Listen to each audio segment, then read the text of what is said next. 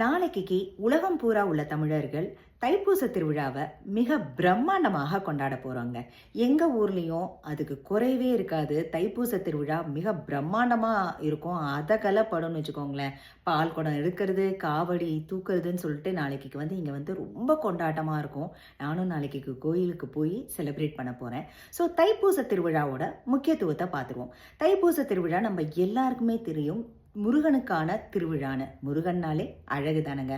அதே மாதிரி தைப்பூசம்ங்கிற பேருக்கு ஏற்ற மாதிரியே இது தை மாசத்துல வர பூச நட்சத்திரமும் பௌர்ணமியும் சேர்ந்து வர அன்னைக்கு தான் தைப்பூச திருவிழாவா கொண்டாடப்படுது.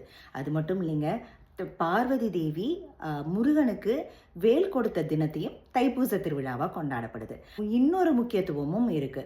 சூரபத்மன் ஒரு கொடிய அரக்கன் இருந்தான் பார்த்தீங்களா, அவனை வென்ற அந்த விக்டரியை செலிப்ரேட் பண்ணும் தினமாகவும் தைப்பூச திருநாள் கொண்டாடப்படுது. இதுல இன்னொன்று முக்கியமா ஒன்று என்னன்னா, என்னைக்குமே நல்லது தான் வெல்லும், தீமை என்னைக்குமே ஜெயிக்காது அப்படிங்கிறத பறைசாற்றும் விதமாகவும் இந்த தைப்பூச திருநாள் கொண்டாடப்படுது. ஸோ நம்ம எப்படியெல்லாம் கொண்டாடலாம் அப்படின்னா, நம்ம வந்து நல்லா இந்த முருகனுக்கு வந்து முருகன்னாலே அழகு. ஸோ நம்ம அழகாக ட்ரெஸ் பண்ணிட்டு கோயிலுக்கு போயிட்டு பால் குடம் தூக்கலாம், காவடி எடுக்கலாம். ஈவன் இந்தியாவில் வந்து வேலெல்லாம் குத்திப்பாங்க. மலேசியாலெல்லாம் மிக பிரம்மாண்டம், அது முருகன் கோயிலெல்லாம் பிரம்மாண்டமாக இருக்கும் தைப்பூச திருவிழா. இங்கேயும் அதே மாதிரி தான். ஈவன் நீங்கள் ஃபாஸ்டிங் இருக்கலாம்.